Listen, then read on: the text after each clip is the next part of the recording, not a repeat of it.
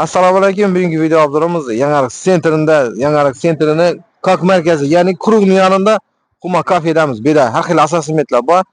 Assortimentlarning har xilisidan bor. Bu yerda har xil ovqat dastlabki xizmatlari bor. Ovqatlar bor. Hozir sizlar bilan menyularni ko'rsatib o'tamiz.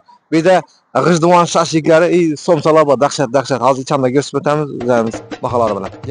Berimizda Huma kafeda ajoyib assortimentlar bor. Yangiariq sentrida odam gavjum. Постоянно свежий narsalar, go'shtlar, ovqatlar bo'ladi. Bu yerda свежий dastlabki xizmatlar ham bor ekan. 10 so'm solsangizlar dastlabki qiladi ekan Yangiariq sentr bo'yicha. Shashliklar, g'ijduvon shashliklari, baliq, gamburug, lavash, liboy narsa bor. Lutsi ichana kirib ko'rsatib o'tamiz sizlar bilan. Ishini g'ijduvon shashliklaridan kelaverasizlar. 12.000 so'mdan barakatlikisini qaranglar mana, kattaligini qaranglar. Men tavsiya etaman, xizmatlar o'zlaringiz duramiz, kelaverasizlar bemalol. Hozir ichanlar bilan tanishtirib o'tamiz. Ichandan akkuratniy boshqa zo'r. Livonda yonboshidan kelsangizlar, bundan barakatli 22.000 so'mlikina. Bunda 12.000 so'm, 22.000 so'mlikina, 22.000 so'mlikina. Zo'r tutdi, voy.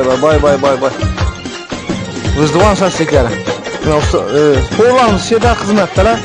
Samli gramlik halol. Go'shtni nida olasizlar, ha? Davron Kassobdan. Bilib qo'yinglar, Davron Kassobdan olamiz dedilar. Qo'llarimiz o'zi nerasiz? G'ijduvon, Buxoro G'ijduvondan. Молодец. Yerimizda menyularni qaranglar. Manti. Pulov, o'zim bir yomon pulov. Somsani ham bir yomon qilib o'zim. G'ijduvon pulov bor.